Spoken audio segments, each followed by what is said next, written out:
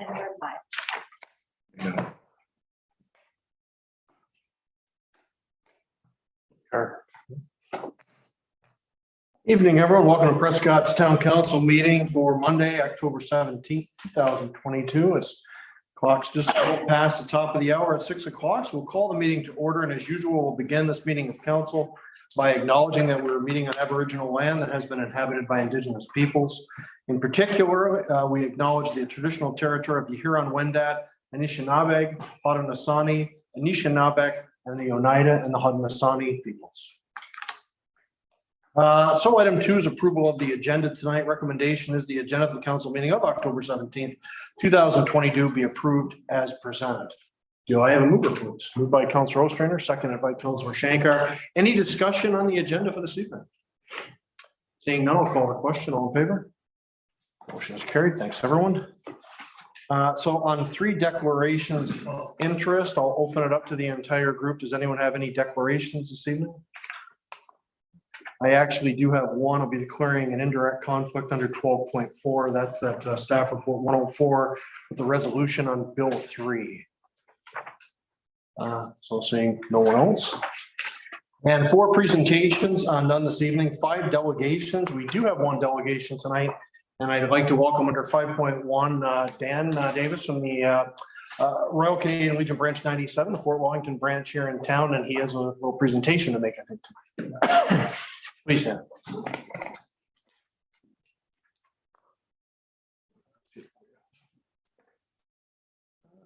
Canberra.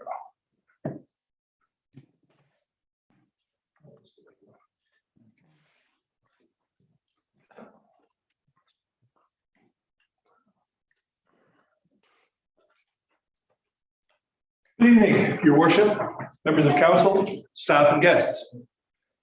Greetings from Fort Wellington Branch 97. My name is Dan Davis. I'm the first Vice President and Chair of the Honors and Awards Committee. Comrade President Veronica Birchall wanted to be here this evening. However, she is on an election work assignment for the South Grenville Beacon. She sends her regards. On Tuesday, September 20th, as part of our Legion Week events, we held our annual Honors and Awards ceremony. Through Mayor Todd, an invitation was extended to all members of council to attend. However, due to the events of the Queen Elizabeth II's funeral on September 19th, your regularly scheduled meeting night, your meeting was moved to September 20th, making it impossible for you to be in 2 places at once. The town of Prescott, the mayor, and every member of this council has been very supportive of our branch throughout the years, and even more so during the COVID-19 pandemic, of which our executive and members are forever grateful. At this time, I would like to present a few certificates of appreciation to the town of Prescott, as well as to our outgoing mayor and outgoing council members. Mayor Todd, would you come forward, please?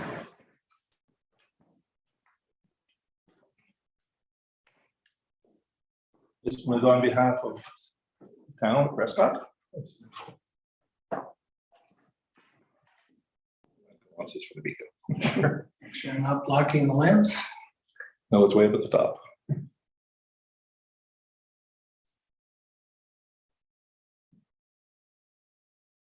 Okay. Right. Don't really. No, Do you want to get a group shot of everyone? I can do it, then yes. And this one is for you, Mayor Todd. That's for the town. It's the town. This one's yours. second picture. Yeah.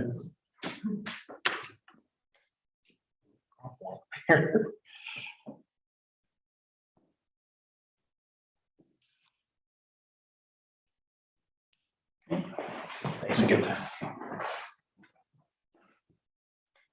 Next up is retiring Councillor Teresa Jasmine. Jansman. I'll get it right.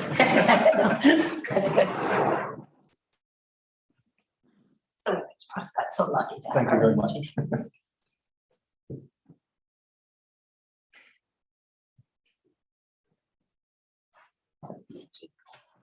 And last but not least, also retiring is Councillor Mike Ostrander.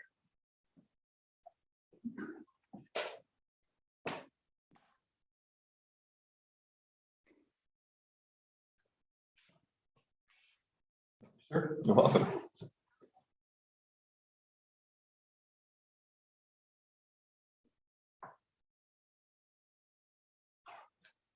Good. Thanks, man. Okay. Oh, group photo? Yes. Okay. Good.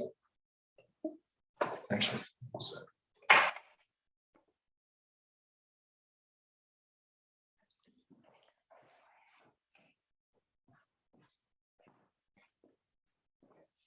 Go through them. Okay. Just make sure you don't have 4 pictures of Ray. Yeah. No trees. Should Wouldn't be the first time. See how powerful I am. Loud. Don't scroll back. too far, Wow. Dan. It's dangerous. Yeah, I know. So let's try and get one.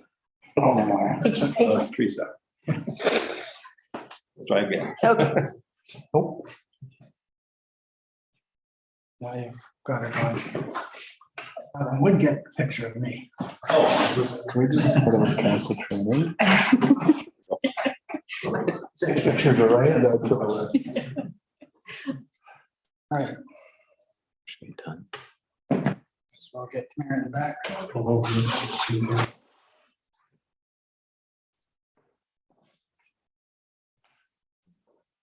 Good work. Need to thank for me too. Yes, you got it this time. Good, thank you. Thank you. Thanks, Dan.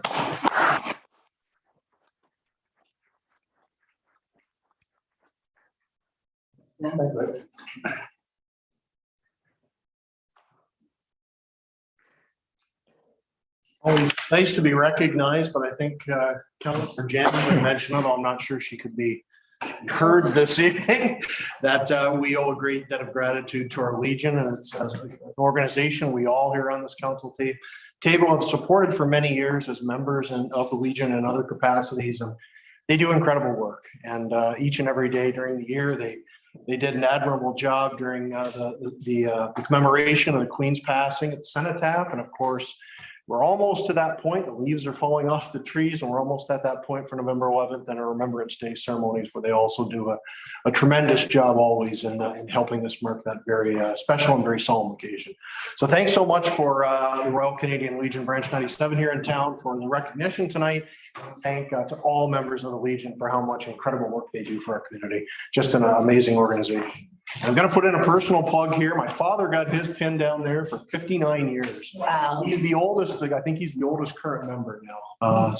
And he just turned 92 last week. So had always had a lot of good members at that Legion that have served many years. And Dad's one of the diehard stalwarts there now, and is still going down for the dinners on Thursday, which is always a great thing. So thanks, everyone. So we will move on, and we are on to item 6. That's minutes of our previous council meeting. 6.1 is the meeting minutes from October 3rd, 2022. Recommendation reads that the council minutes dated October 3rd, 2022 be accepted as presented. Do I have a mover, please? Moved by Councilor Shankar, seconded by Councilor Ostrander. Any comments, questions on that set of minutes from October 3rd? Seeing none, I'll call the question. All in favor? Motion is carried. Thanks, everyone. And 7, communications and petitions. We do have one item there under 7.1. That's a letter from MP Michael Barrett regarding the Federal Electoral Boundary Commission recommendations. And I don't think we have anything formal on the agenda this evening, but I don't know if anyone wanted to speak to it. We just did have the letter, and I think there has been a request as well to refer back if we had any response to this. And the commission, that was September 25th, 2022 as well. So, but hey, better late than never if we do have any feedback. So I'll open the floor. Any comments from members of council this evening? Councilor McConnell, please. Thank you, Mary Todd. Basically, they rejig the boundaries of our electoral districts every once in a while to compensate for changes in population so that each member of parliament is roughly representing the same people, because it wouldn't be fair if one is representing 500,000, the other's representing 300,000. But in this particular case, they've been fooling around with our boundaries here as long as I've been voting. We were part of Carleton at one point. I can remember the member that we had there, but I can't remember his name. That's it, Norm Sterling. Right now, I would say it's kind of historic. It groups areas that I think belong together more than some other times that we've had. And quite frankly, taking away the northern part of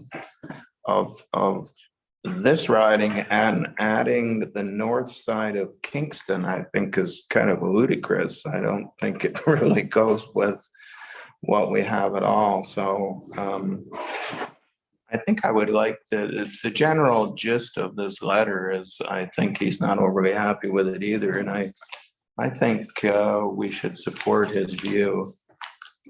Thank you. Thank you, Councilor McConnell. Other comments, questions on this item?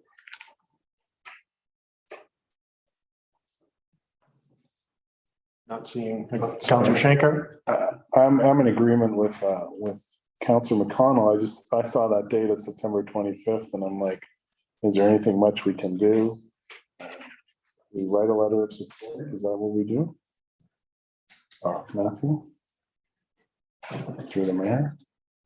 So if I may, Please. so I think if you wanted to participate in a public hearing that you had to identify by September 25th, but they're always willing to accept written responses. So we can submit a written response and certainly it's up to council and how they wish to respond. So someone wants to present a motion, present something we can put on the table. Well, I can present a motion. I don't know that I would, in the motion, like to state that I think we should have this piece added on or whatever, but I think the motion should read that we do not feel that north of the 401 in Kingston is in keeping with the historical and commercial, if you will, nature of our riding in the past and in the present, something to that effect. Certainly. That clear enough for everyone around the table? It seems pretty much that way to me, but is there a seconder for the motion? Mr. Ostrander? Yeah. Okay, so we would, the result of this would just be a letter along those lines that we would submit to the commission? I think if I could paraphrase that, we see that the current boundary of Leeds and Breville being a natural electoral district due to the close relationships that we have and the incongruous nature of linking all the way from basically Edwardsburg Cardinal to north of Kingston and then splitting out Rideau Lakes and Westport and portions of Elizabethtown Kitley. So paraphrase, but basically leave it the way it is, makes more sense. There is a forum for people to discuss things at the United Counties, and we work as one group. So. Any further discussion, comments?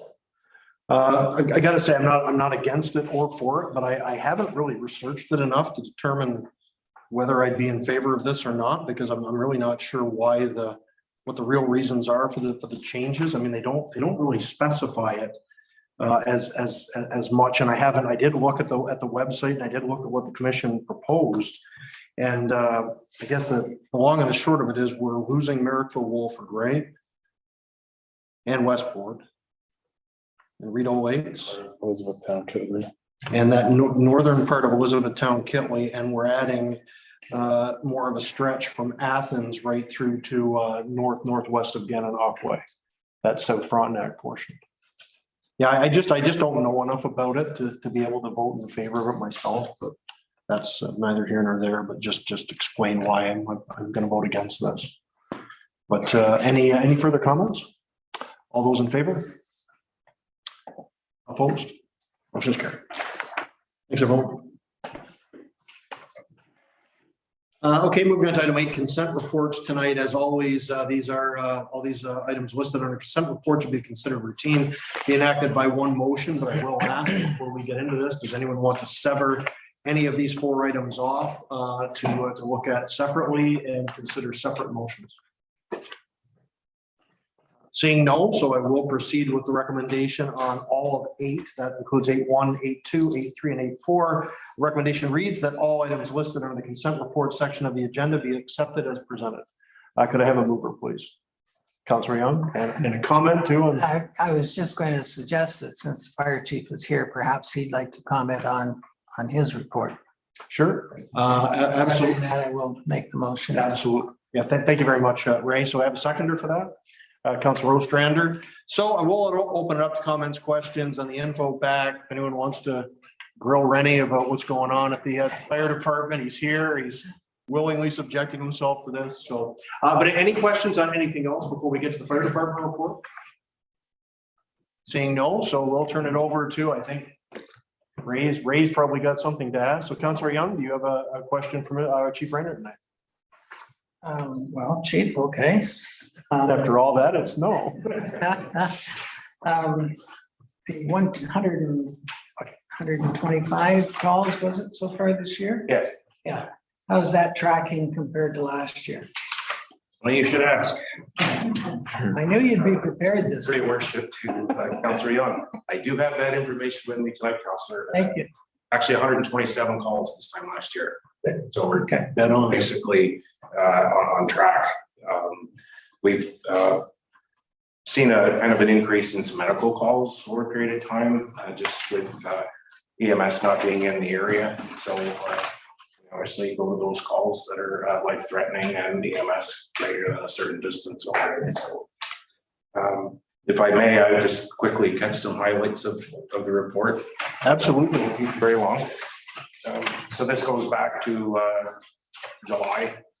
So we did a lot of water rescue training, drafting, which we take an apparatus down to the river and we use what's called hard suction to actually take water out of the river and then pump it. So if we had a fire or something like that in an area where we don't have hydrants. We continued fire inspections, building inspections with the building department under the vacant building bylaw. In August, we did our SCBA training, more fire prevention inspections because that's still ongoing with building department. Connect Youth had a visit and tour of the fire station, so it's been nice that we've been able to open up the facility after COVID and to be able to have some people into the facility because we're certainly very, very proud of that. And we participated in a Touch a Truck event at the Early Years Center here in town at the old Central School. In September, we conducted live fire training at our CCAN at the Ed Yando Operations Center. And we purchased an additional CCAN this year. And we've actually got them very close together. So we can do search and rescue drills or live fire drills, but we have more scenarios that we can do now. It's not, okay, let's go out to the burn CCAN. We can change walls. Our firefighters, we purchased hardware so we can actually slide walls inside so people don't get used to it when they're doing a search and rescue. So it just keeps people on their toes. And what's nice too with getting darker earlier when you go out and do some training now, you get all your scene lighting out, you get a whole bunch of other equipment out that you wouldn't when it's getting dark at 9 o'clock in the summertime. We participated in numerous Labor Day parades in Cardinal and North Augusta, and we participated in the Touch a Truck event at the Spencerville Fair. So we had people out to many of those events. Our annual evacuation inspections held at Mayfield, along with some fire extinguisher training for staff there. I just wanted to touch on the fact the association is very proud to have the electronic sign finally completed. We worked with some local contractors to assist us in that endeavor. So it's great. Like right now, we can have fire prevention messages on there. And I think right now the message is, trying to educate people about the green light and to wait for us. And just close up. Just wanted to talk about some anniversaries. Deputy Chief Robert Gilmore is 37 years of service with the department in July. Firefighter George Lochte has 5 years, and Gord Brooks 5 years. And we had one resignation August 1st. Steve Zahn unfortunately resigned. He moved up west for opportunity for some work. And we've just taken on, even though it's not part of this report, we just took on 3 new recruits. So we're very pleased. We don't seem to have a problem when we advertise for recruits. So we're very fortunate. And again, council should be very proud, as I am, of what they do down there. And it's great to see some influx of some young, how should I say, some thoughts and how, staying in touch with what goes on today with younger people. So I'm open to any questions anyone have. I had Councillor Jansman and Councillor Shankar, please. More of a comment than a question, just what a lovely atmosphere and how interactive your open house was this past Saturday. If you want to touch on that a bit. Yes, I may. Thank you. Through your worship, Councillor Jansman, please. So we haven't had an open house since obviously before the pandemic. And another thing where the firefighters take great pride in. So all the trucks were out front. CFPO Brent Norton has it's not a bouncy castle because you can't call it that because he doesn't like that, but it's a fire safety house that's inflatable. There's lots of fire safety messages in it. So you have a kitchen, you have a bedroom, you have a living room. So all the kids go through it. It was probably the hit of the day. We anticipated over 200 residents came. We had a Jaws of Life display. Prescott Towing graciously donated a car for us to be able to do an extrication on the right side 1 hour, and then the next hour do another extrication on the left side. All of our apparatus were out. We had the fire prevention and fire extinguisher tutor, which is allows young people or anyone to put out a fire with fire extinguisher, and then a complete tour of the facility. And then people who attended were afforded the opportunity to have a hot dog, a drink, and a bag of chips on us. So that was it was just great to see everyone out, and great to see the pride of everyone involved. Thank you. Councillor Shankar. Yeah, I'm sorry to have missed it on Saturday. I always like to go and toot the horn. Gilmore doesn't like that because he had it at the Leo. Anyway, the 3 new recruits, are you able to share their names? Jeff Stewart, Connor McGuire, and Andrew Dimitrov. Great, thank you. And your next big event is the parade? Yes, that would be the 17th or 18th of November. Friday? I don't have it down right now, but we're very much looking forward to that as well, because last year we had a pop-up parade. Because of COVID, we didn't want to announce it too soon, have too many people out and expose people. So this year we're really excited to do that. So great, it should be great. I don't know how many bands we'll be able to get. I think just in some of our research, some of them have disbanded. So we're certainly anticipating a good show as usual. Always a lot of fun. And lastly, I love the idea of educating the public with your electronic sign. Is there any chance we can do some town messages on that sign as well, like council meetings and You're elections? already acclaimed. You don't have to. I think there's a fee. I'm not sure. Well, that's fine. I can't see why not, since obviously you're mayor and council and I'm the chief, and you would tell me to do that anyway. So definitely not a problem. Working together. I know in the final portion of the construction where the pillars are right now, the brick pillars, and then you just see the top of the sign. There's actually going to be like a nice top plate on it, which will have the fire department logo as well as Town of Prescott. So great. Yeah.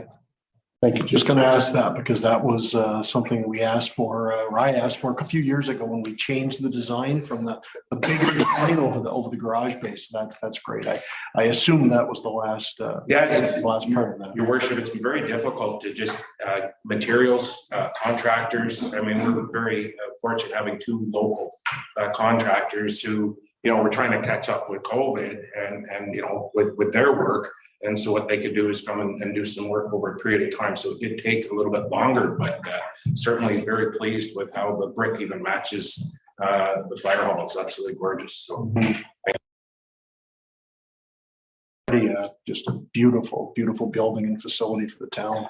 To walk by, and it's still hard to believe we have that there after all those years with the old police station and fire. I smile every morning I pull into the parking lot. That makes it all worthwhile too. Thanks, Randy. Any other comments for Chief Renner? Oh, sorry, Councilor McConnell. Councilor Ostrander and I on Friday afternoon noticed the fire trucks out at the high school and a bunch of kids out in the lawn. Was that some kind of a planned fire drill or what happened? Apparently they planned it, but we weren't aware. Oh, So, what happens sometimes, especially during high schools, like with lots of students, they try and catch it at a certain time as to not disrupt everything. And I think what happened was the monitoring agency wasn't contacted. So when they get the alarm, they call it in and then we get paged out. So the individual was very, very apologetic. And I just said, don't concern yourself. I said, look, at everyone's outside, orderly fashion. And I said, I'd rather come to 100 of these than something real. So, but yes. Of course, kids want you to play on the air horn and stuff like that too. can't blame them. Thank you. Councilor Young. Do you recall the timing of the Mayfield's excavation? Exercise? That would have been in September. Don't have the extra date on me. Do you recall the time to empty the building? Oh, the Mayfield, that would have been through fire prevention, but it was well within compliance standards. So. Yeah, it's been 14 or 15 minutes in previous years. Yeah, I think they were sub 12. Okay, good. I knew you'd get me on something, Councillor. Lies in wait for those things. Alex, any other comments for Chief Rainer? Seeing none, thanks again, Chief, for coming tonight. Thanks for the great update and all the fantastic work down at our fire station. Thank you, Your Worship. I'm just going to ask for one more real quick one, just project update. You know what I'm going to ask for, Arena, just to let people know at home, because I think we all still get those questions every 24, 48 hours when we're going to be putting the ice in. So Mr. Armstrong, can you give us a quick update based on what's in the project update? Certainly. So at this point, we're about the halfway mark at the end of September. And in terms of how we measure that, it's based on the financial outlay that we've done so far. We're happy to say that the exterior insulated panels arrived last week. And so I believe they've also started putting the under tray on the roof. So the roof is 2 layers. One is an under tray, then there's the insulation and whatnot, and then there's the upper tray. They are currently doing the under tray. Then they will do the walls. Then at the top part of the roof goes over the top row of the insulated metal panels on the walls. So now that we have all of that, we should be in good shape that they'll have it fairly much closed in, hopefully by first week in November, which we plan on bringing council through at that point for a walkthrough, and it's moving quite well. So we are still on track for a June completion, substantial completion, and then at that point we'll be looking to start up the ice plant and get things settled. It takes quite a while for the building to get all that humidity out because we're trying to do this right in the June, July, and the most humid part of the year is going to take a while. So my guess is that we'll have ice up and ready kind of for that August startup for the ice season. That'll be one of the questions, I guess, for the new council is how we're going to operate the building in terms of a year-round facility and so forth. So I don't think we've touched on that yet, and staffing and so on, but it'd be exciting to see just how much that building is going to be utilized. I'm assuming quite a bit. Yeah, and so we've already been in contact with Prescott Figure Skating and had a really good conversation, understanding exactly what their needs are and storage, as well as what ice times that I think council agreed that whatever ice times they had before in the Little Boyden Community Center, that they would be offered that again. And then our next step is also our hockey. So And part of that conversation is their interest in having those off-season ice times, because it really will come down to if we have enough demand for it and we're not losing massive amounts of money making ice in the middle of summer, then it becomes financially feasible. So. Another positive to have the Leo around as well, because we've still got that indoor facility even with ice year round. So it's actually, we're actually quite blessed at the way this is all turned out at the end. Yeah, there's always going to be, I mean, there's going to have to be money put into the Leo at some point, and that'll be up to either the next council, maybe even the council after that, to decide how to deal with it. But I was in for the youth night, was a Friday, and fantastic turnout there. And there's some excellent events going on down there now. So nice to see how much it is being utilized. And it was a rollerblading starting soon as well. Sunday, yep. So there's always a little something going on there, and it's just great to see that much activity we can offer in our facilities. So great stuff. So that tour you're expecting the first week in November, because this group, rather, because I wouldn't mind taking a look before November 15th myself. So definitely we're aiming for that. It hopefully we'll get the date firmed up in 2 weeks from now, and then we'll get that out to council. Sounds good. Thanks very much. Thanks very much, Matthew. Excuse me. Any other questions on the other items? Seeing none, so I will call the question. All in favor? Motion is carried. Thanks again, everyone, and thanks to staff, and thanks to Chief Rayner for those updates. Committee reports under 9, none this evening. Mayor's portion of the evening, I'll just go over some quick things. Just want to thank everyone who did come out. I know it's a busy time of year, but that tri-council meeting was, I think, a good one the other night, even with reasonably limited attendance, as everybody was busy and a lot of people are on the campaign trail right now. But I think we did cover some good ground with regards to that position recruitment plan. So when the new councils are seated in the next about a month or so, everybody be ready to, I think, hit the ground running on that locally, and also hopefully with United Counties. So I know the one member of United Counties Council is Mayor Corinna Smith-Gashke. And she has wanted to take that on as kind of a pet project with her. And she, of course, has been acclaimed. So I think she'll be able to really move on this as well. So some good partners in place for physician recruitment. So people out there without physicians right now, without family doctors, we're doing what we can to try to address that right now. And I think there will be some good results in this next term of council. I wanted to note, and I don't think I missed this earlier, but we did finish off some work at Kelly's Beach just towards the very end of the season. If anyone has been down there swimming or just walking through there, you'll notice that the wall at or the dock, actually, the footings of the dock at the Coast Guard base, we painted them this year with a nice bright blue to kind of dress it up, and we added a fabric. Sort of a stylized look at the town from a number of perspectives. The fabric has now been extended to cover the complete fence, so it does cover up some of the work materials that are inside the Coast Guard yard. And there's a logo now painted in white over the blue. I think it's Explore Prescott. That's And that's it looks really nice, and it's something that I thought would look really nice down there for a long time. I'm really glad we've achieved that, and all the work that's happened down at Kelly's and along the waterfront recently has been fantastic. Just nice to see that down there, and I don't think too many people are going to be swimming right now, but there is a polar bear club that does utilize it. So if you're down and want to swim, it's still a nice spot, even in the winter if you're into that. But next year it should be another great season for the beach pool and splash pad. Just did want to note a couple of events coming up. We do have Water Girl Quilt Company. I just got that notice today. I know they've been in the process of moving for a little while now. They're moving to a larger location on Water Street in Prescott Place, and they're doing the ribbon cutting at 1 o'clock on this coming Saturday, which is I believe the 22nd. And then we also have another ribbon cutting the following Friday at 1 p.m. That's Friday, not Saturday, with Ashley and Josie Davies renovations, and that's your former building, correct, Councilor Young? For that's the upstairs this time.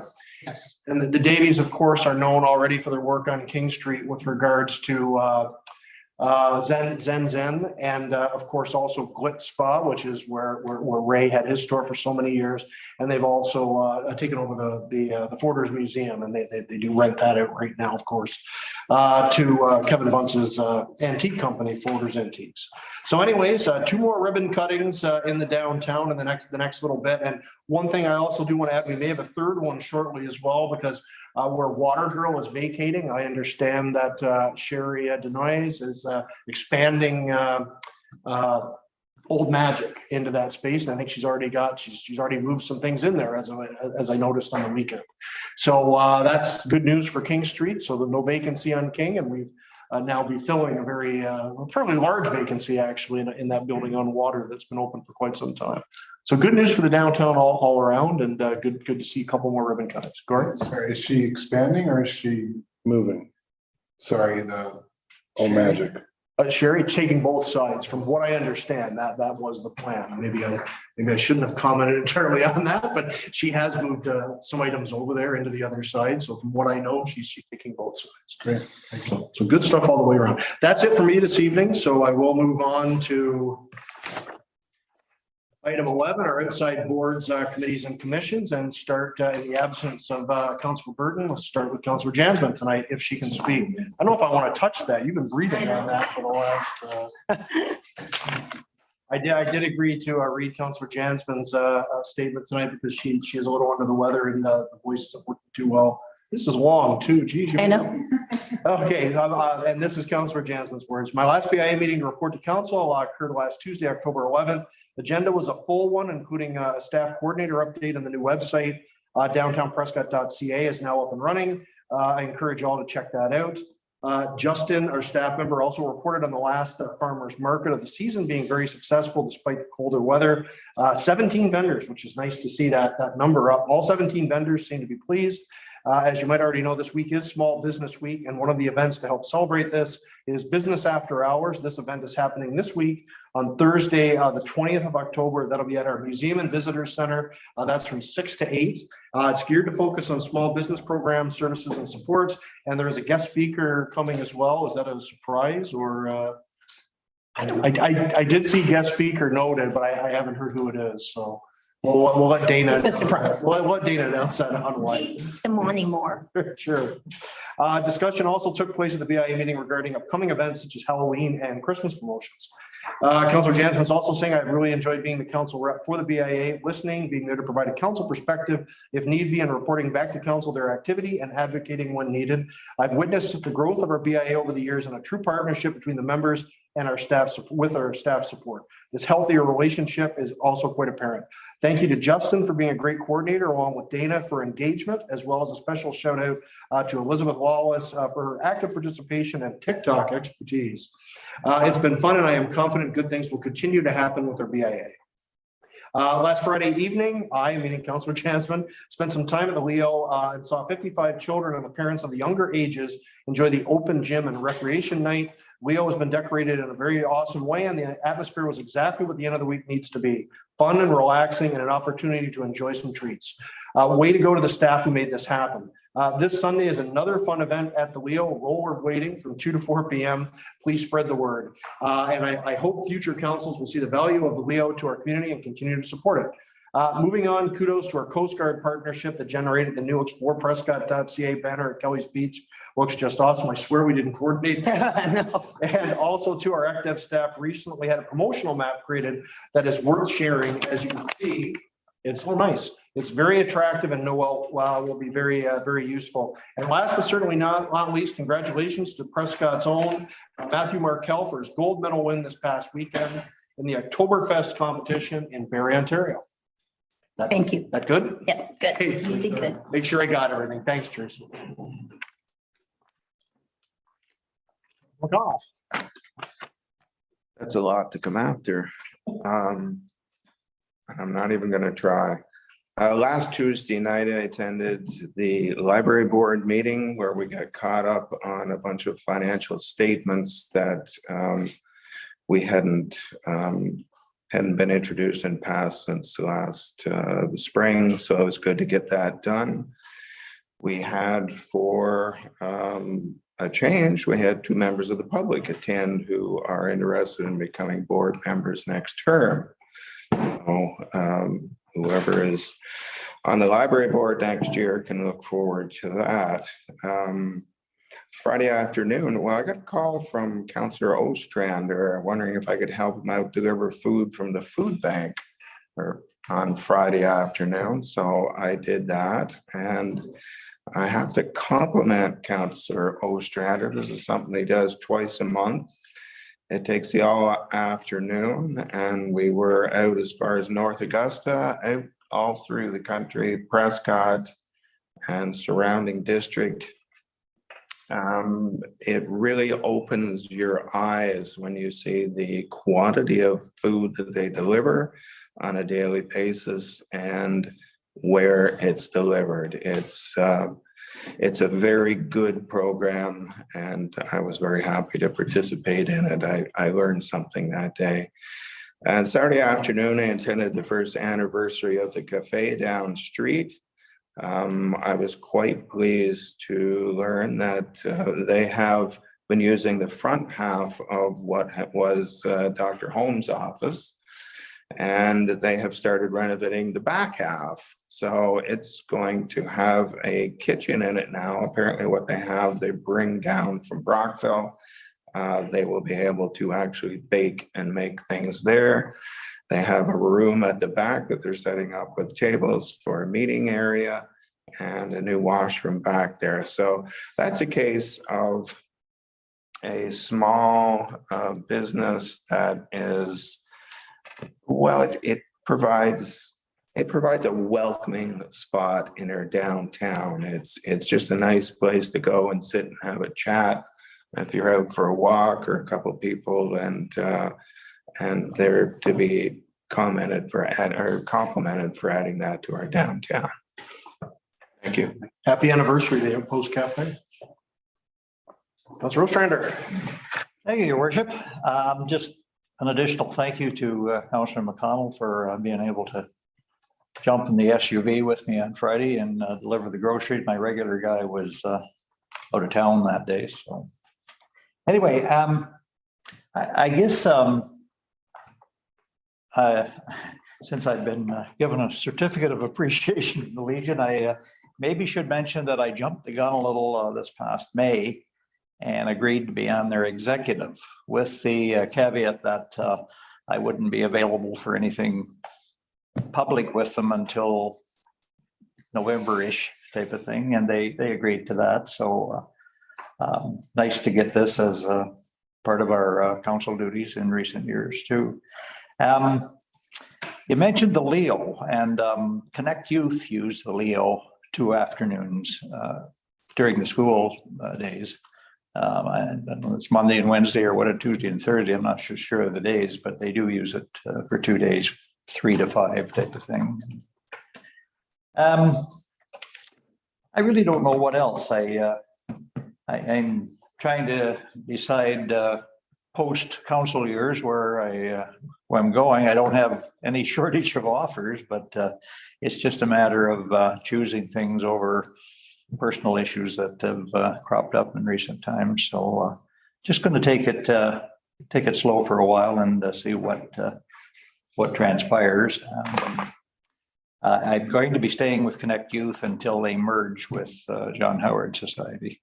They're not sure of the positions they have exist in the same framework that John Howard has set up. So I think there's going to be some mix and match there as far as sort of be the Connect Youth division and the actual John Howard division themselves. So that'll be interesting to see how that unfolds. And I told them I would stay with them until probably next spring is going to be the official announcement that they have joined. They have to wait for CRA and a few of the big brothers to clear them as far as their books having been audited and whatnot. So anyway, so that's about it for me for now. Thanks. Thanks, Mike. Councillor Not too much to report. The tri-council meeting was a good meeting. It wasn't very well attended, but that's understandable. And hopefully we can continue to do the good work that we've started here. So I look forward to that. Thank you. Thank you. Councillor Young. No, Brett, I don't think I have anything to pass on this evening. Okay. Thanks, everyone. So we will move on to 12 tonight. We have four reports there under the staff portion of the agenda. 12.1 is our 2021 audited financial statements from KPMG. Recommendation is that council receive the 2021 consolidated financial statements as presented, and I think everyone's got that as a separate package this evening. Can I have a mover, please? Moved by Councilor Jansman, seconded by Councilor Young. Mr. Armstrong, did you want to walk us through the highlights? Certainly, I can do There that. are a lot of highlights. So we also have Roy Huber here from KPMG. So I will start by actually going through the financial statements, just hitting some of the highlights, and then Lori will present the audit findings report. So at any point, please ask any questions. Apologies, Ms. Huber. I didn't look up and I wasn't aware you were attending this evening. Welcome. Waiting for the presentation to queue up.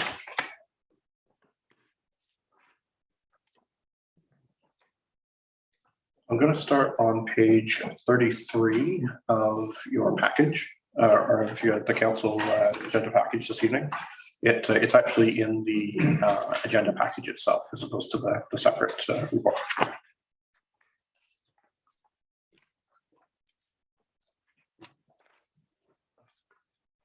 So in terms of cash and short-term deposit, it decreased by 1.1 million. That is due to the capital expenditures of 4.4 million, and two of those in particular. Dibble Street East reconstruction was 1.73 million in the course of 2021, and the new arena was 2.26 million. Taxes receivable decreased by 117,000 to 566,000. This is the third straight year of decreases from the high in 2018 of over $1 million. User charges receivable decreased by 282,000, and that was due to the fact that RSL was only 2 months behind at December 31st as opposed to 3 months behind. So that in essence added more money to the bank, decreasing the user charges. But really our big draw on the cash this year was due to the capital expenditures that we had. And still on page 33 and going to the next slide, accounts receivable increased by 404,000. And that's two portions of that is really 185,000 was in HST receivable. That's an increase over the previous year, so 185,000. And that's really, again, as a result of the capital expenditures. So we only are able to file on a quarterly basis, and we have large invoices that are coming in each month for both the Borgon construction of the new arena, as well as the expenses that we had for Dibble Street East. So that was recovered and paid in January, but at December 31st, it was an increase over previous years due to that capital spending. Also an increase in receivables from other municipalities of approximately 185,000. And that's really due to the partnerships that we have with Augusta, the River Route, providing CBO services to Merrick and Wolford, things like that. So in the course of the year at December 31st, those were the two things that were pushing up the accounts receivable line on its own. Accounts payable, also on page 33, increased by 758,000. And again, a lot of this is due to the capital. So we had holdbacks accrued of 365,000 at the end of December 31st, as well as increase in trade payables. There was a $281,000 invoice for December that was for the arena. And then finally, increase in accrued payables due to the River Route and our payment that we owed to Brockville for the operating side of that, as well as the outstanding amount of Prescott dollars that there were at December 31st. And so if you remember, we had a number of initiatives in 2021 that really were either providing Prescott dollars or towards the end of the year at Christmas in the month of December, we were selling them for 25% discount to enhance economic activity in Prescott. So flipping over the page to page 34, so decrease in long-term liabilities, that's really the outstanding debt that we have was 806,000, and that is simply the principal debt payments with no new debt issued in 2021. Net debt increased by negative $968,000. And that's really due to capital spending and no new debt. Tangible capital assets increased by a net amount of 2.4 million. And so if you Take the addition of the 4.4 million that I mentioned earlier, less amortization of 1.9 million and less 139,000, which was in the net asset disposals, then that's how you get back to the 2.4 million. And we had a total municipal equity increase of 1.84 million over the year. Also on page 34, statement of operations. So we had total revenue was 807,000 higher than budgeted. And that was mostly due to the gain of sale of tangible assets of 352,000 for 555 King, as well as the land on Development Drive. We had 66,935 in a COVID grant from the province that was not included as part of the budget, that we made the conscious decision to allocate that throughout the year. And you remember we did that in a number of dev initiatives, including the Prescott dollars. There's 140,000 in partnerships with other municipalities that was over and above budget. And for Augusta, Miracle, Wolford, and the River Route, the Digital Main Street program funding, we weren't expecting it to carry through the entire year in 2021, but we were successful in that. So it was $40,000 higher than the budget. Building permit revenue was $30,000 higher than budgeted, and waste collection revenue was $5,700 higher than budgeted. Walker House did have a leak in 2021. It was due to a toilet that was leaking and caused a fair amount of damage. That was an insurance claim, and so the insurance paid us, and then we paid the contractor because we're able to recover the HST.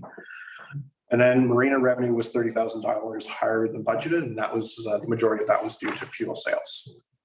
When we take, again, on page 34, statement of operations, the expenses were $282,000 higher than budgeted. And as I mentioned earlier, the 66,935 for the COVID grant had offsetting expenses to it, the $140,000 for other municipalities, for Augusta, Miracle, Wolford, River Route. Digital Main Street program funding, again, had the offset to $40,000 in expenses. And then Walker House renovations due to the water damage. It was an in and out for us because the insurance company paid us. We turned around and paid the contractor. And then you'll notice that that adds up to more than 282,000 additional spending because we did have some offsets and savings, particular travel expenses, those types of things where we were able to save on it in the course of 2021. And so that brings us back down to the overage of 282. So the net operating surplus, and that's just from our operations, it is a surplus of 429,000, which is approximately $500,000 higher than what we had budgeted.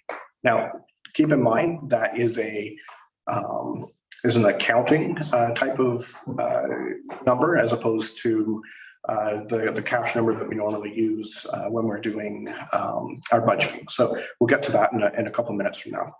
So on page 35, changes in net debt. As I noted earlier, that we had the 4.4 million that we spent on the capital assets. Then you make an adjustment for the fact that there's amortization, net capital disposals, things like that. And so again, it's a net increase of 968,000. Going to the next page, page 36, short-term and cash deposit decreased by 1.1 million. And that again is due to our capital activities. So positive cash flow from operations was 3.7 million. So before you take any look at what we spent on capital or anything else, or just our operations side produced $3.7 million in cash. Our capital activities, we spent 3.9 million. We're investing 95,000 as to a negative, and then principal debt repayments is 806,000. So you come to a total of decrease of 1.1. Now we're going to flip forward a few pages on page 46 and investments. You'll remember last year there was a change in the treatment for the equity fund for the wastewater treatment plant. So it's currently recorded at more of a book value as well as what has been reinvested. And the actual market value at December 31st was 1.56 million. So on the statements, it's 1.124 million. In the actuality, it's 1.56 million. That accounting standard changes in 2023, I believe. And we will end up reporting it at the 1.56 million if we were to adopt that standard today. It's a transitional type of thing, so there's no net result. It's just simply a recording of the book value versus the market value. And when we hit the market value, it just increases the reserve. On page 47, again, in the notes to financial statements and municipal equity. So investment in capital assets is net 51 million. And you take that by taking the total amount of assets that we have and subtracting the amounts that we have for debt. So that's simply how the net investment works on capital assets. Unfunded capital is 4.4 million. Of that, 2.3 is the new arena, the sidewalk plow, which we approved the debenture for this year in 2022, streetlight project that has to be funded through debt in 2022 or 2023, active transportation project, which is funded through a grant in 2022, and the development drive industrial park at 262,000, which will be funded through future land sales. Staying on page 47 and the reserves, just wanted to talk about the overall changes to reserves. And so the overall increase was 335,000 between 2020 and 2022, or 2021, sorry, for a total of 8.167 million. We budgeted 1.45 million contributions to reserve, but we actually made contributions of 2.1 million. And when you break that down in terms of the budget versus the actual, 352 of that was due to the gain in sales of assets. There was a surplus from operations higher than budgeted by 126,000, and the water and wastewater operational surplus was 125,000 higher than what we budgeted. So when we take a look at the transfers from reserve, we have budgeted 2.38 million, and we actually had transfers of 1.77 million. So a couple of things that decreased those transfers. We decided to defer the Edward Street Bridge project until 2023. Devil Street East project was split between 2021 and 2022, thereby decreasing the transfer from reserve by $500,000. The deferred replacement of Dock H reduced the transfers by 75,000. The downtown beautification plan was deferred, which decreased transfers by 50,000. The temporary dog park was created at a low cost, not requiring the $25,000 that we have in reserve. But on offsets to that, spending for modernization projects approved subsequent to the budget increased those transfers by 151,000, and water and wastewater project spending was 101,000. So that gives you kind of how we get from budget to actual in both of those. And that is the end of financial statement presentation. If there's any questions on the financial statement, I'm more than happy to answer them. And then Ms. Huber will focus on the audit findings report of the statements themselves. Any questions for our treasurer? Right. Thank you for that. A lot of numbers there. Well done. It all balances in the end, right? My one question is the 140,000 to Augusta that we get from Augusta, Merrickville, Wolford, and the River Road. Can you just break that down a little bit for me? Certainly. So if you remember in 2021, we started our sharing the bylaw officer in August. So there's a portion of that was for 2021 that wasn't part of the budget. We also conducted the MDB Insights joint study, a joint land needs study. So that was approximately 75,000. From the perspective of the river route, the first 4 months cost approximately $50,000. And we billed back to the municipalities that were the partner for that, approximately $7,000 each for those. We also had Merrickville Wolford, where we've been supporting them in their transition between CBOs. That occurred in 2020 as well as 2021. And I believe the total billing for 2021 is approximately $60,000 to $70,000 that we provided. Okay, great, thank you. Thank you. Other questions for Mr. Armstrong tonight?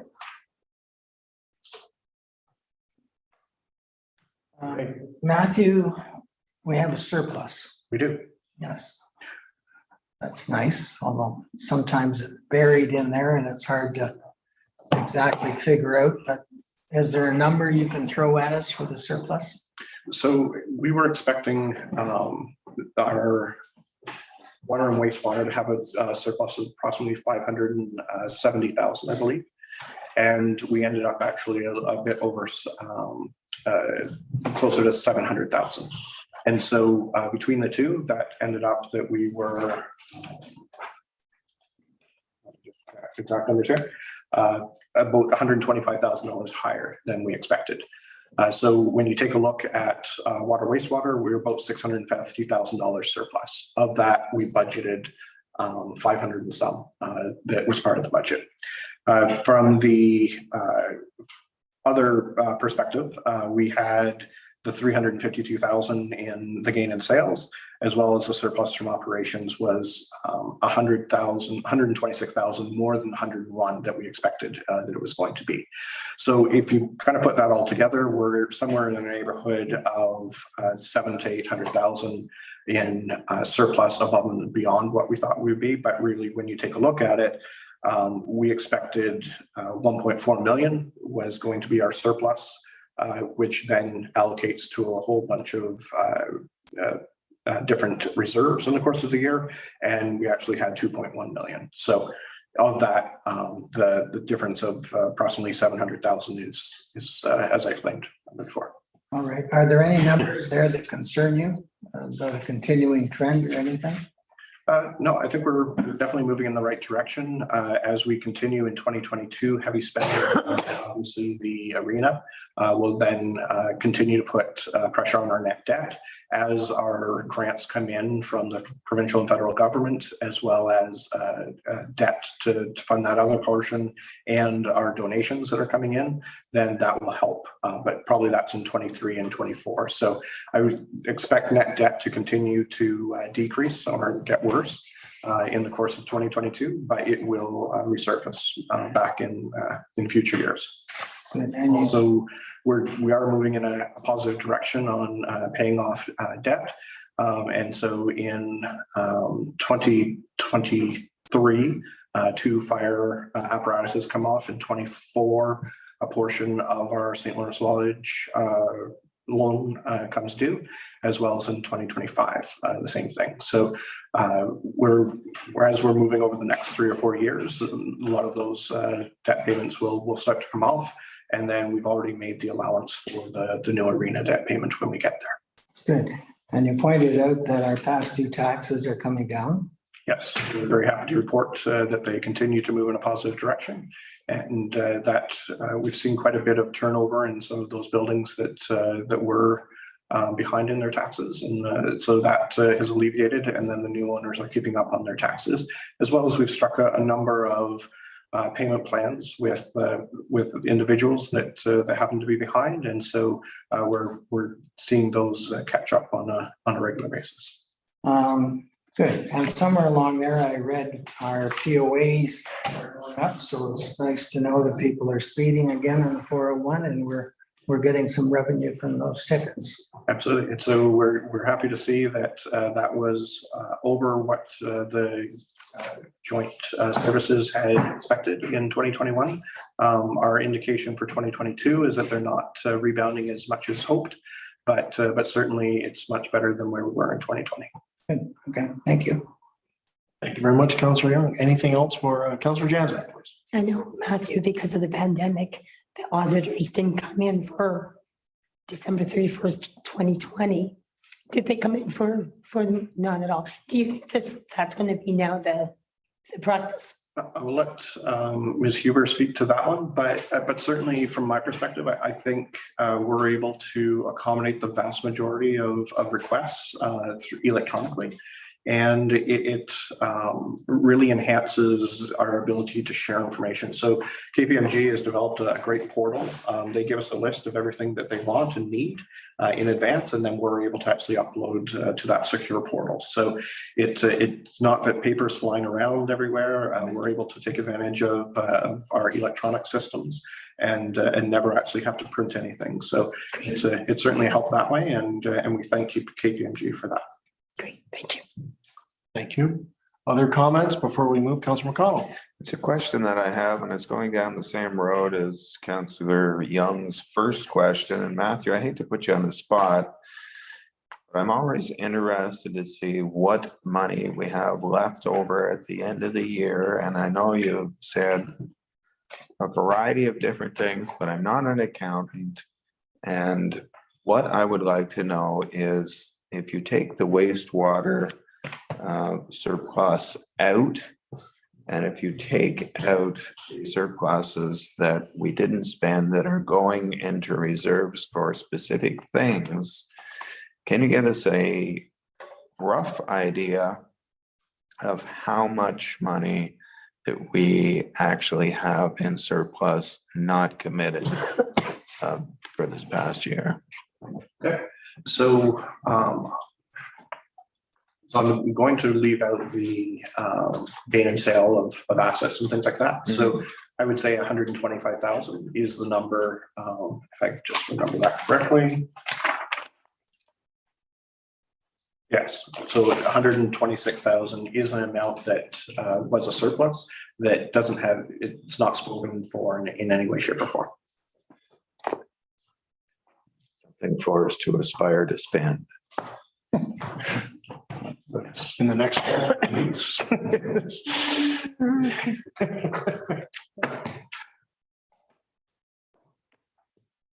Any other comments, questions? With that, then I guess we'll turn it over to Ms. Huber for a continuing presentation on what KPMG has in its audit findings report. Ms. Huber, please take it away. Thank you very much, Your Worship. It's my pleasure to be here this evening to speak to you with respect to the audit findings relative to the 2021 fiscal year end for the town of Prescott. We have given you a fairly elaborate, fairly lengthy document which highlights the specifics of our findings. But what I would propose to do here this evening is certainly to speak to the highlights and certainly would welcome any questions. So before I get into the report, I will address the previous question related to on-site fieldwork versus virtual audits and where things will go. I would say none of us have a crystal ball. We are flexible, always willing to work with our clients, including the town, in terms of what is best suited for them with the digitization of many finance systems and the physical space constraints in terms of putting our teams on the ground. We're certainly flexible, and I suspect where the future will go will be somewhat of a hybrid approach. So, instead of being on site 5 days a week, maybe we'll be on site 2 days a week and the rest being virtual. So it still is very much a moving target as we work our way through the other side of the pandemic. So certainly stay tuned, but that was a great question. It does come up quite a lot. So where are we today with respect to your audit? So we are essentially complete, subject to council's approval of the financial statements here this evening. You will see included in the financial statements is our draft audit report, which is the ultimate deliverable, essentially, in terms of our involvement with respect to the financial statements. It is a standard audit report in Canada for a clean audit report. So in our opinion, we believe the financial statements do present fairly in all material respects the financial activities of the corporation for the year ended December 31, 2021. So in terms of what we did find through the course of the audit, you'll see on the executive summary of our report, it really was another status quo audit year with certainly no significant findings. So from a KPMG standpoint, our audit methodology and our audit approach certainly did remain a risk-based audit approach. So what that means is we stand back, look at the financial statements as a whole, try to identify in our professional judgment where we believe there's a greater risk of material misstatement, and certainly flesh out audit procedures to mitigate those risks to an acceptable level. So as you can see, certainly mandated professional risks exist in any financial statement audit in Canada, which is what we've outlined here with those items specifically related to fraud. So it's certainly not related to your corporation at all. It's certainly something that's required from a professional standards to address in any financial statement audit. In terms of what was new and different this year, you will see the accounting policies outlined in the notes to the financial statements, and going into this fiscal year being fiscal 2021, and the same actually will apply for fiscal 2022. There are actually no significant new standards that were required to be incorporated into our audit, either from the audit side of the house or the accounting side of the house. So it really was a status quo year. So as we are gaining an understanding of our risks and the processes, systems, and controls that ultimately combine into the financial reporting process, to the extent we identify any areas for improvement or any performance ideas or any performance improvements or any best practices, we use the management letter as a means to communicate those. So consistent with previous years, you would have seen in our package as well, a management letter that outlined all of the observations in previous years to give you a sense of the traction that was gained year over year. And we did identify one new item that has been incorporated through the course of our audit and certainly discussed with management that we will keep on the agenda for future audit years. The other piece to bring to your attention is with respect to our independence. So in order for us to be engaged as your external auditors, we need to very much be mindful of our independence. So to the extent we might provide any non-audit services through the course of the year, in advisory type services or other types of services that we could provide, we always need to make sure that they would not encroach on our independence and certainly act in a management capacity. So I'm pleased to be here tonight as well to certainly say there's nothing from our perspective that might be thought to encroach on our independence. So as we work our way through the report, the findings and the highlights really do cover off the most significant items. Just as a reminder to the group, when we opine on the financial statements, they are consolidated financial statements. So what that means is there are other parts of other businesses to which the town controls that do get picked up in your financial statements. So that has not changed year over year, but it's a bit of a unique concept to just bring to your attention. And we have worked with I apologize if my screen is going blank. Hopefully you can still hear me. I can still hear some noise, so I will carry on. I apologize. We can still see you as well, Lori.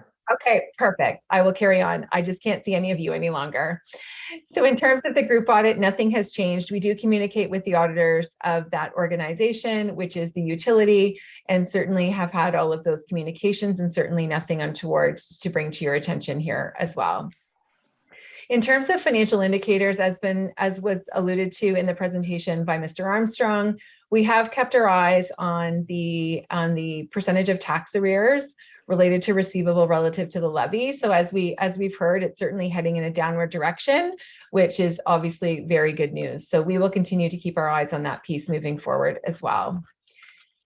In terms of the appendices of our report, there's a number of items in there that is really not necessarily specific to your corporation, but for some good reading, there is some items in appendix number 4 that are live links to a wealth of information to the extent you might be interested relative to audit committees, relative to those charged with governance, relative to councils, all of the things that might be able to be added to your toolkit in terms of financial literacy and so on. So if you've got some spare time, I'd encourage you to read that. And appendix 3 does include the detail of our management letter, but certainly there's nothing significant from a control perspective, nothing that causes any significant concern. So I wasn't going to propose to go through any of those items in detail. And perhaps this might be a good place to pause and welcome any questions from the group. Any questions from Ms. Huber? Right? I remember when that used to be a 2-paragraph entry in the report, your comments.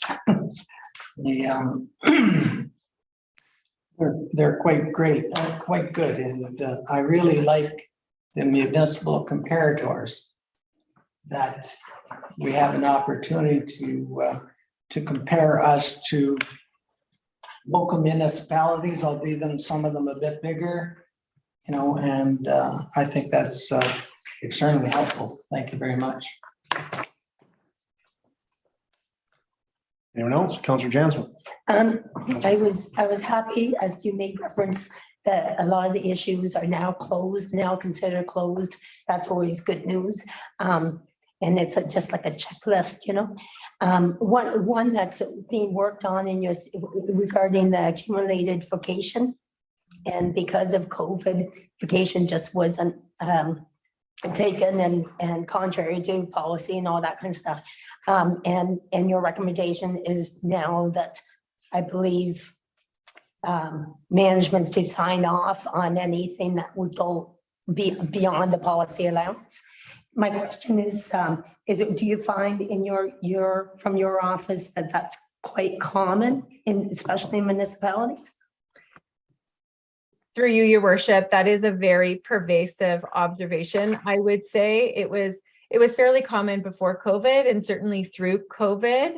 I would say it's maybe not perhaps in every single audit report that we issue, but I dare say probably 90% of them. So it certainly has been a pervasive issue, and certainly comfortable that the team will hopefully be in a steady state moving forward to address that item moving forward.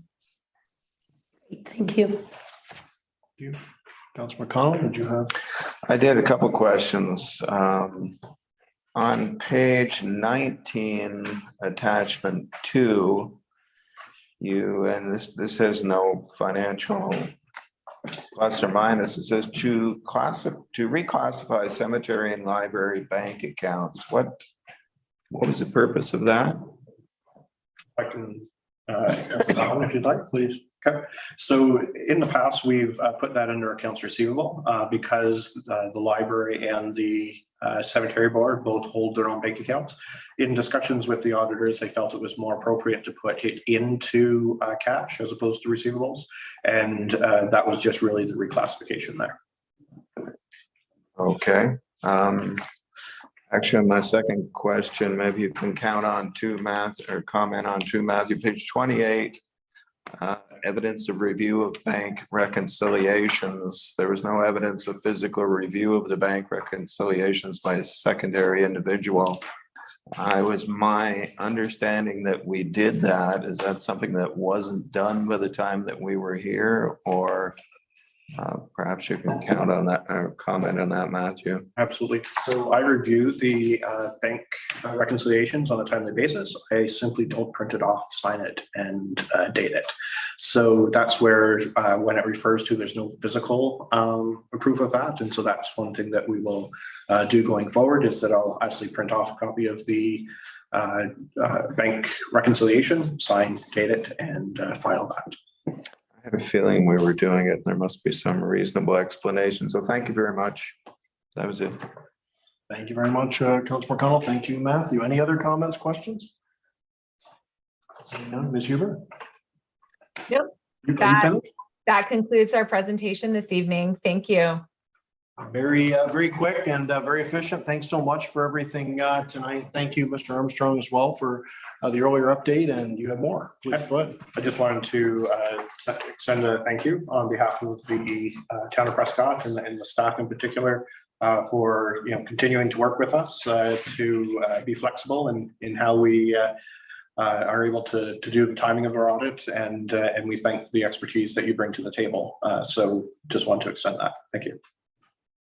Thank you very much. Thanks as well from those of us at the council table. It's always great to get such a clean audit, a good audit overall. And Mr. Armstrong, I think you mentioned no real concerns there. We are where we need to be. The only issue that does come up, and it comes up every year, and I say the same thing every year, is the debt.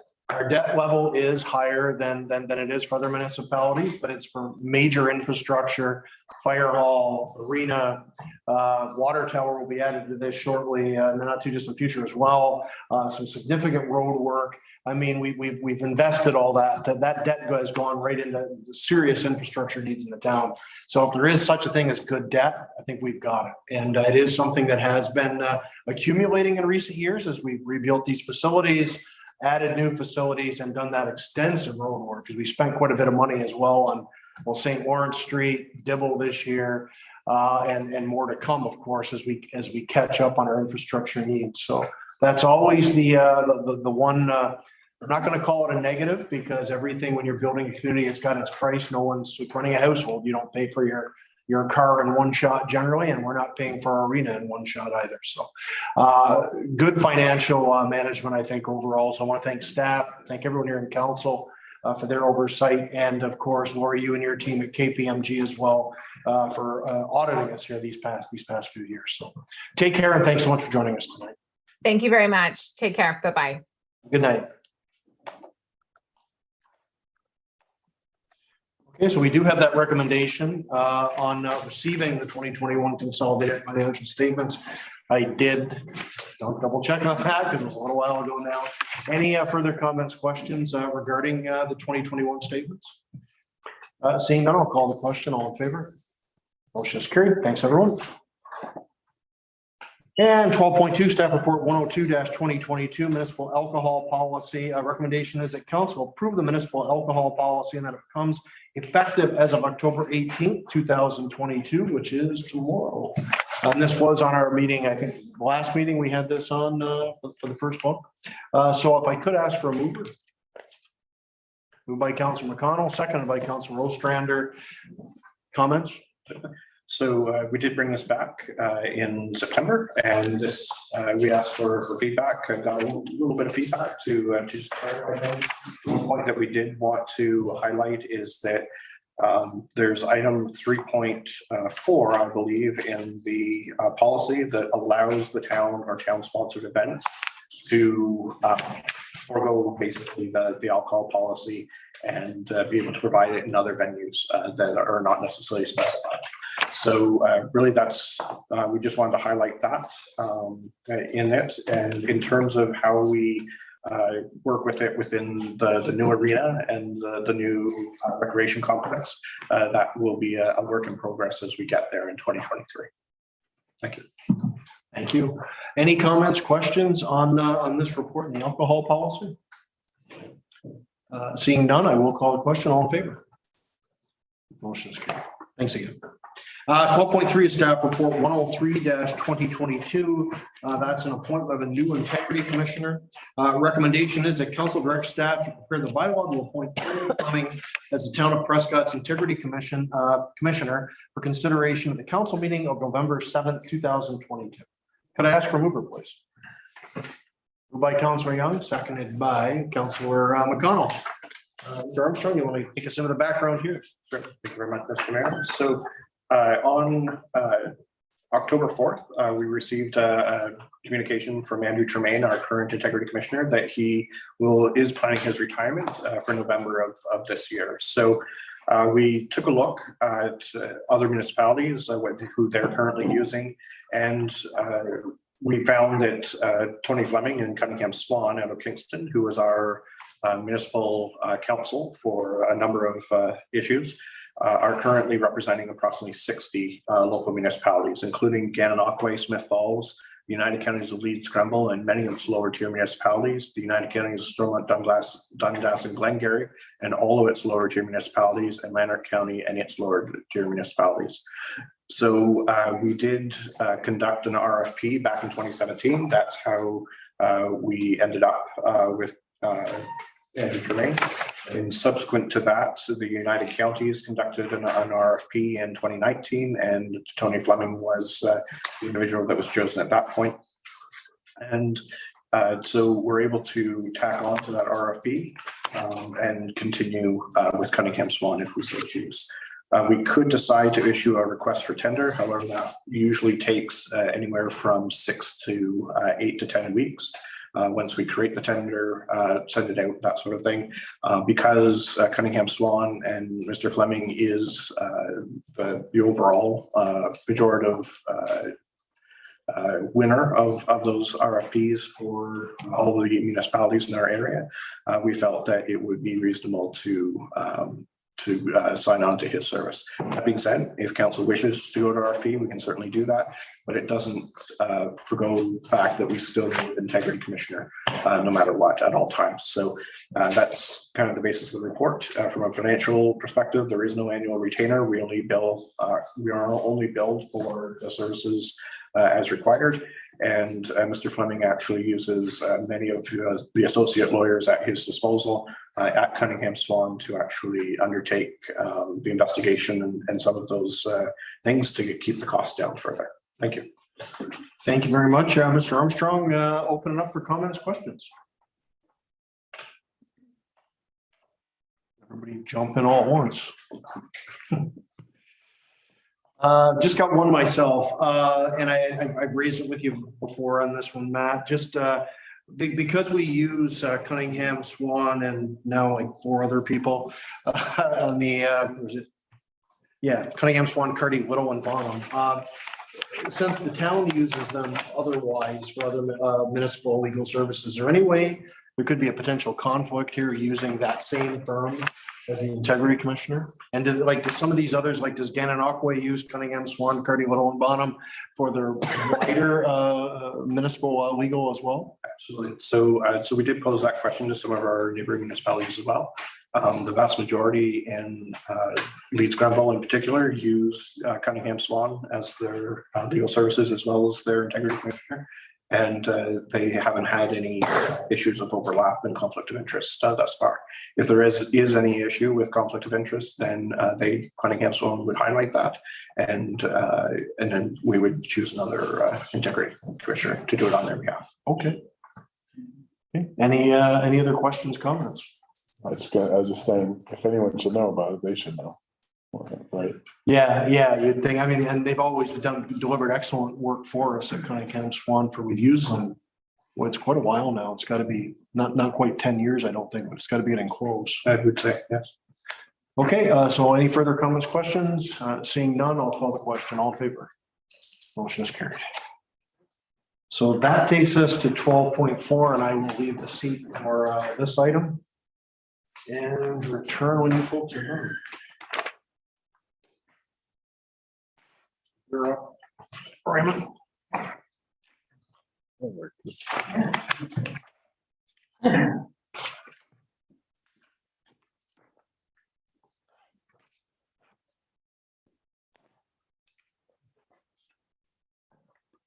Right, thank you.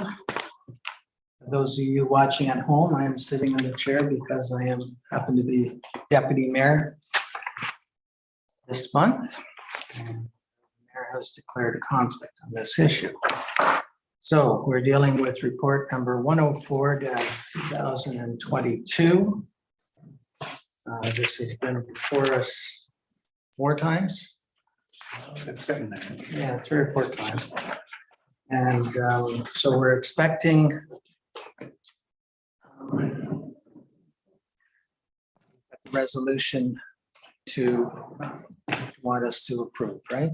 Yes. Our suggested resolution that we will vote on.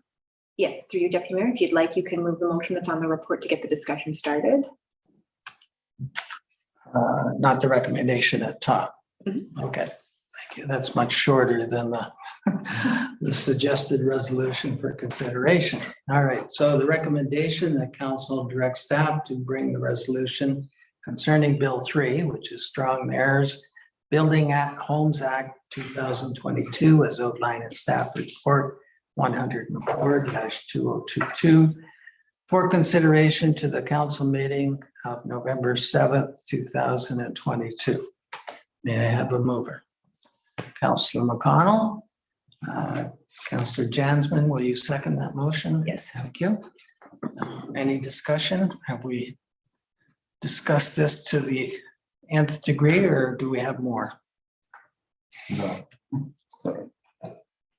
I think we've all pretty much made our feelings known, and it's resulted in what you see in front of you. Yes, I agree. All right. Very well written, by the way. Pardon? Very well written as well. Yes, yes. Mr. Armstrong, you have anything to add to this? No, I think Wasaga Beach said it best in terms of what I quoted from their original resolution, and it really speaks to the issues that are highlighted. I think that really covers what we were trying to say, and we certainly appreciate Wasaga Beach bringing it forward in the first place. Yes, that's right. All right, I was just trying to get some more exposure time. All right, so we can vote on the issue. All in favor? Thank you very much. Careful about that word exposure, and Yeah, I suppose. Are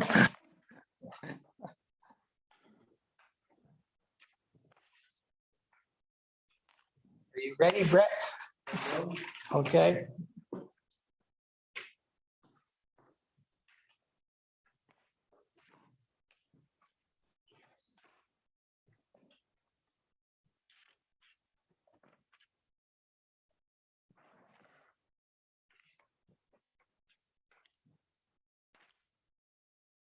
Okay, so that takes us, and thanks everyone. Thank you, Councillor Young. So that takes us through 12.4, 13 resolutions, no resolutions tonight.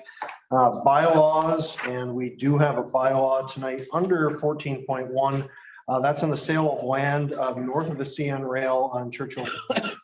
Recommendation is that bylaw 44-2022 being a bylaw to authorize the sale of approximately 14.75 acres of land legally, known as Plan 36 Part 1 Parcel 1 and Plan 36 PT Parcel 1 RP 15R8332 Part 2 and Plan 19 PT Lot C PT Pearson Terrace PL 36 line W of, I'm just going to read these off. I'm assuming what the meanings are, but I don't want to get them wrong. W of PR 161267 and Plan 36 Lot E being all of pins 6815701-0105 LT in parentheses 681557-0095 in parentheses LT and 68157-0072 in parentheses R, Prescott, Ontario, by the corporation of the town of Prescott to Madison Mulder Enterprises, running past, signed by the mayor and clerk, and sealed by the seal of the corporation. I hope everyone heard that. Do I have a mover, please? Moved by Councillor Ostrander, seconded by Councillor Shankar. Mr. Armstrong, a little background on this and what's going to happen with that land. Mr. Mayor, so earlier this year, that particular parcel of land, which is located north of the CN rail tracks running between south of Churchill and Edward and Boundary from the east and the west. It is an area that currently has a hydro corridor that runs through the middle of it, and it was in surplus earlier this year. We did receive an offer to purchase, which is in front of you this evening. The intention is to build residential.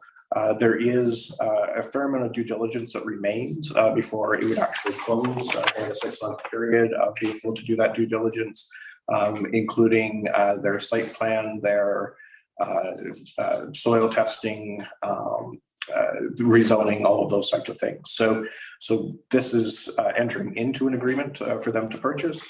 They still have to do, as I mentioned, all of their due diligence, which will take at least 6 months, if not longer.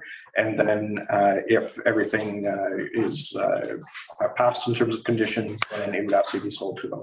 The requirement is for them to build on a portion of the lot within 36 months. And again, it's residential. At this time, it could be townhomes, things like that. But there's still quite a bit of work to do in terms of determining exactly what density they require, as well as what is possible in terms of working around that hydro corridor and stormwater management. So there's also a number of large infrastructure pipes that run through the middle of that lot, which is our storm sewer running from north to south for the north end of town, as well as our sanitary sewer, again, running from north to south underneath the tracks, and our water main running from north to south underneath the tracks. So there's a lot of things that need to happen, a lot of studies that need to occur, but we are pleased that someone is interested in looking at residential and being somewhere in the neighborhood of up to 100 units or perhaps a little bit more. Thank you very much. So I guess the key parts of all that, thanks for the very detailed explanation. Key parts of that are there's still some studies and a little bit of work that needs to be done there, as Mr. Armstrong mentioned. But the bottom line is we're looking at another housing development in Prescott with potentially in the vicinity of 100 units, as was mentioned. But I mean, there's still a little bit of work that's left to be done here, but I don't know if we're looking at anything show-stopping or not. It doesn't seem like we are, given there's been a fair bit of due diligence put into this already by ourselves and the developer, Mr. Mulder. So fingers crossed that this moves forward in 2023 after we hopefully authorize this sale this evening. So open it up for comments, questions from members of council. Councilor McConnell. Thank you, Mayor Todd. I've sat here long enough to know that just because we sell something and just because somebody plans for something doesn't mean it's going to go through, which is why we have repurchasing agreements with everything that we sell. And concerning the fact that I wasn't happy with the last piece of property that we sold, that we have to pay 100% to get back if it goes down the tubes. I will say that I'm very happy to see that it's put in at 90% in this particular schedule. So my compliments to staff for doing that. And we will keep our fingers crossed and hope that we don't pay the 90% to get it back a couple of years down the road, that we never get it back, that it is all going to be built up and we're going to be very happy with it. But I am glad to see the 90% in there. Thank you. It's a good point. It's sometimes, I guess it's kind of overlooked as a smaller point in the buybacks, but we have done it a number of occasions, and it does compensate us for some of our expenses. It's an excellent point. Well, missed opportunities as well. Yes. And expenses, staff time. I think it's a fair thing to ask for. Absolutely. And thanks for underlining that, Councilor McConnell. It's good to see that as part of the agreement. Other comments, questions?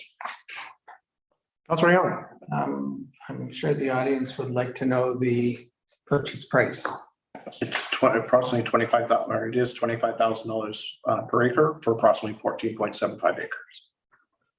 I knew that. I just wondered if you had extended the number. You usually do those calculations in your head. You're slipping because you usually just grind those right off.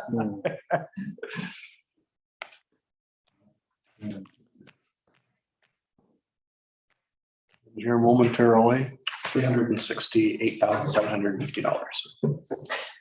Nice little chunk of change.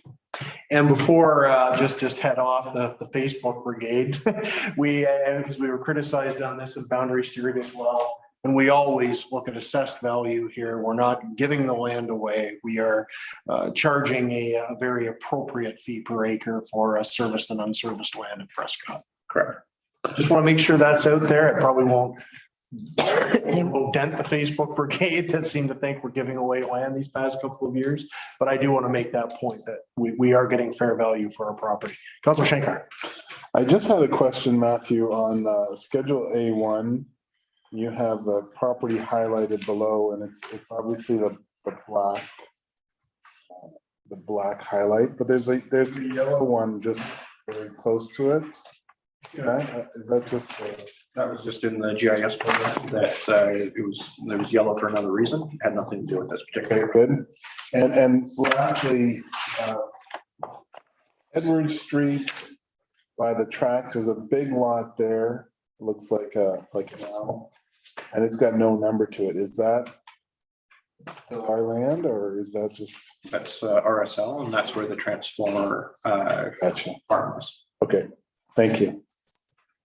Thank you very much, Councilor Shankar. Any other comments? Seeing none, I will call the question then. All in favor? Motion carried.